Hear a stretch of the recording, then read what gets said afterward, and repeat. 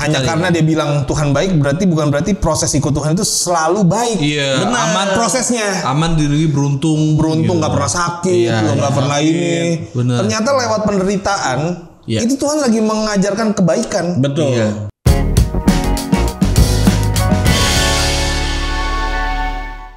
Susahnya jadi Kristen. Oke, hari ini kita mau ngebahas tentang kebaikan Tuhan. Ya. Oke, kenapa harus bahas kebaikan Tuhan? Lu apa merasa Tuhan kurang baik bagaimana? Bukan, Tuhan emang baik banget. Oke. Tapi kemarin Bill ini cerita tentang pengalamannya, tentang dia dinubuatin. Oke. Bahkan diproses ternyata pas nyampe prosesnya dia dalam pergumulannya, ternyata Tuhan dalam pergumulan paling rendahnya dia tuh ternyata dia ngeliat bahwa ini tuh ternyata emang udah rencana Tuhan. Jadi proses itu bagian dari rencana Tuhan. Prosesnya itu gak enak banget, nyakitin, sangat aman. nyakitin. Emang kondisinya waktu itu lu kayak udah gak mau hidup lagi ya? Bahkan gue menyesal dilahirkan. Sampai titik itu. Dan ternyata mau kabur dari ketika lo runutin nih itu ternyata emang udah dinubuatin ya Bill ya. Ternyata itu padang gurun yang memang dipakai untuk merendahkan hatiku. Ya dengan kata gini gak sih, setiap orang tuh emang punya padang gurunnya masing-masing gitu. Benar. Tapi kita lihat bahwa ternyata mana itu ada di padang gurun. Penyertaan Tuhan ada di padang gurun. Benar. Gitu. Makanya kita lihat bahwa ketika namanya masuk prosesnya Tuhan, jangan bilang Tuhan jahat. Nah makanya balik lagi ke kebaikan Tuhan. Kebaikan Tuhan. Setuju. Gimana? Lu apa sih yang waktu itu lu rasain? Sampai lu bilang bahwa ketika lo dalam proses yang paling bawah, ternyata lu bilang Tuhan tuh baik. Mungkin ada yang nonton, apaan gue sekarang ancur-ancur hidup gue nih, gitu kan. Gue mana bisa lihat Tuhan baik nih kan gitu. Jadi memang kronologi sedikit. Jadi tahun 2018 tuh itu ada seorang bisa dibilang nabiah ya. Nabi wanita. Orang yang mempunyai karunia nabi.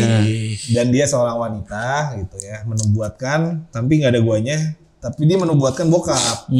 Gua nggak ada tapi ada rekamannya. Intinya dari nubuatan itu bahwa gua ini sedang Tuhan persiapkan untuk menjadi seorang pemimpin, tetapi masa persiapannya adalah masa pelatihannya itu adalah gua harus masuk padang gurun dulu seperti Musa 40 tahun di padang belantara.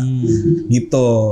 Nah, after dia nubuatan itu terjadi betul apa yang dinubuatkan, gua benar-benar masuk padang gurun.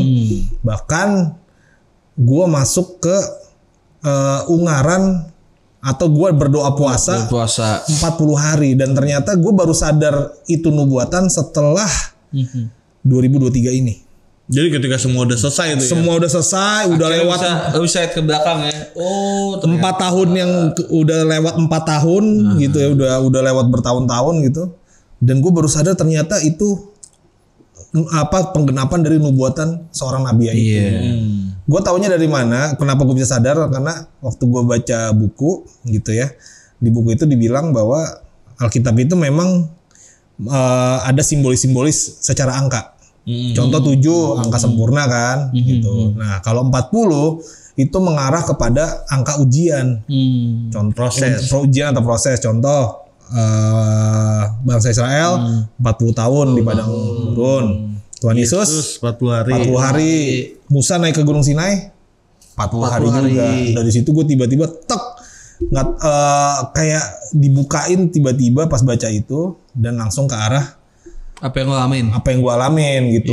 Dan gue baru sadar bahwa 40 hari gue di Ungaran adalah hasil dari nubuatan nabi itu.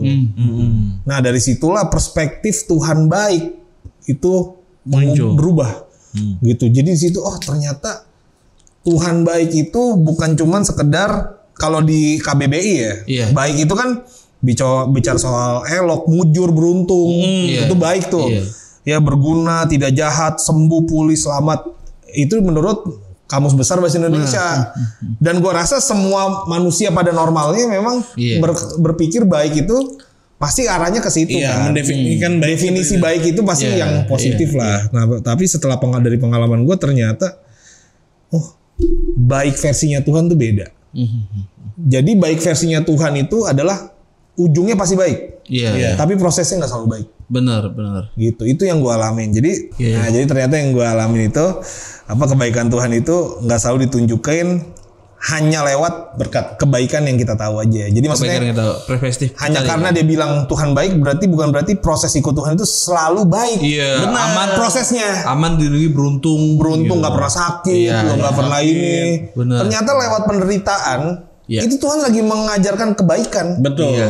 Gitu. Makanya Roma 8:28 berkata ujungnya Allah turut bekerja dalam segala sesuatu. Berarti dalam keadaan sakit pun di situ ada Tuhan. Dalam keadaan tidak enak pun di situ ada Tuhan. Gitu ya. Makanya kalau mungkin kita bisa ambil contoh Ayub, ya kan, Abraham, ya kan, Musa, prosesnya kan gila-gilaan mereka kan. Tapi ternyata di balik proses yang menyakitkan, yang menurut orang mungkin lu kayaknya dikutuk deh bro. Tapi ternyata di balik itu semua itu ada pekerjaannya Tuhan, ada kebaikannya Tuhan. Bahkan makanya si Paulus pun bilang kan, sebab menurut pendapatku Allah memberikan kepada kami para rasul tempat yang paling rendah, sama seperti orang-orang yang telah dijatuhi hukuman mati, sebab kami telah menjadi tontonan bagi dunia, bagi malaikat-malaikat dan bagi manusia. Maksudnya berarti ini mereka aja yang rasul-rasul aja yang udah melayani Tuhan dengan segenap hati seluruh hidup tetap mengalami penderitaan. Apakah dia sampai mati lagi? Sampai mati. Apakah mereka bisa bilang Tuhan jahat? Ya enggak dong gitu. Kita harus melihat kebaikan Tuhan itu bukan di prosesnya, tapi di ujungnya. Karena di prosesnya walaupun kelihatannya tidak baik, sebenarnya ada Tuhan yang bekerja di dalam proses itu. Benar. Itu perspektif yang gue dapatkan jadinya. Jadi pesan surganya adalah jangan terlalu buru-buru mengklaim. Ketika lagi ada di padang gurun Padang gurun. Betul. Jangan terlalu buru-buru. Jadi istilahnya kita juga nggak boleh sembarangan kayak menghakimi orang juga nih. Iya. Ketika ada orang lagi ini bocah kurang doa kali lagi dikutuk Tuhan nih. Iya, nih bocah kutuk nih. Bener, padahal siapa tahu Tuhan lagi beracara dalam kehidupannya. Terus jangan mengklaim, bahkan jangan ninggalin tuh orang. Itu. Iya kan?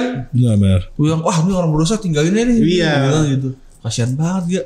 Makanya juga kalau gue lihat nih kayak misalkan nih, kayak dalam yang tadi pagi gue sharingin. Dibilang ingatlah kepada seluruh perjalanan yang kau lakukan atas kehendak Tuhan Allahmu di padang gurun. Sebab 40 tahun yang tadi bilang ini dengan maksud merendahkan hatimu dan mencoba engkau untuk mengetahui apa yang ada dalam hatimu, yakni apakah engkau berpegang pada perintahnya atau tidak. Gitu. Jadi sebenarnya fokus daripada Tuhan adalah responnya kita, hatinya kita, apakah hati kita berpaut kepada Tuhan, apakah hati kita berpaut kepada kehendak yang lain gitu. Makanya itulah yang paling penting, itu yang Tuhan perhatikan. Jadi ketika kita sedang itu bahwa Tuhan dia loh yang bawa mereka padang gurun. Yesus pun Roh Kudus yang bawa padang gurun. Jadi itu emang ada waktunya Tuhan itu sengaja bawa kita dalam tanda kutip ke padang gurun. Tujuannya cuma satu, buat kita tuh kebaikan, menunjukkan kebaikannya supaya hidup kita tuh berubah. Dan kita rendah hati kali ya. Betul. Jadi bisa pencapaian yang kita bisa dapatin nih, itu karena Tuhan nih. Betul. Itu. Mungkin kalau nggak ada padang gurun tuh, mungkin buset dah. Gue banget tuh masih. Bener. Yang karena gue nih, ini kalau nggak ada gue nih ibadah nih. Lemes nih, kalau nggak ada gua nggak bangkit nih. Nggak ada urapan nih gitu.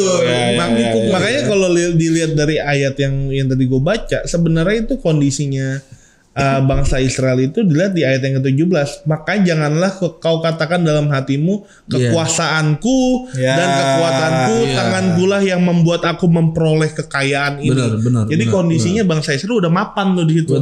Udah duduk di tanah kanan. Makanya Tuhan tuh ingetin lagi, reminder, inget loh.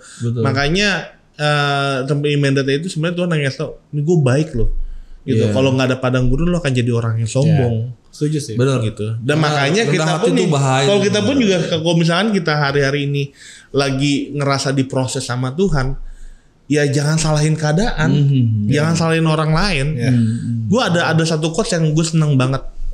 Dia bilang ini, gue lupa siapa yang ngomong, dia bilang ini, kalau keadaanmu belum berubah, coba cek hatimu, mungkin perlu ada yang diubah. Gitu. Jadi nggak berkonsen kepada masalahnya yang berubah, tapi Tuhan itu mau lihat kitanya yang berubah. Nah kebaikan Tuhan itu di situ, mau ngubah kehidupan kita. Jadi kalau ada masalah, ya jangan lari kemana-mana ya. Tapi itu mungkin ajang introspeksi diri juga. Introspeksi diri, guys, nice. Iya, benar. Gitu. Kayak kemarin lah. Kayak kemarin gue nggak sengaja tiba-tiba uang apa tuh namanya, uang yang dipercayakan ke gue hilang gitu. Gue coba cerita sama lu. Gue cuma cerita sama lu. Gue nggak kayak nyalahin orang gitu, tapi gue kayak langsung kayak, wah berarti ini gue nih nggak, gue teledor nih. Gue nggak boleh ngulangin kayak gini nih. Ya walaupun pada puji Tuhan akhirnya gue ternyata gue lupa naronya. Gue buka, uangnya ada di sini.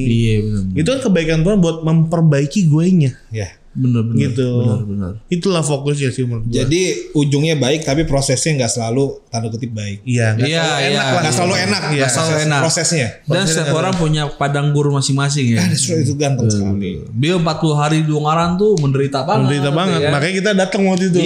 Udah lesu aja mukanya. Udah turun 7 kilo. 7 kilo. Tapi satu hal yang sebelum kita tutup, bahwa sebenarnya yang paling penting jangan pernah takut kalau kita masuk padang gurun, karena malah di padang gurun itu penyertaan Tuhan tuh makin nyata. Yes. Gitu sih. Amin. Oke, itu aja.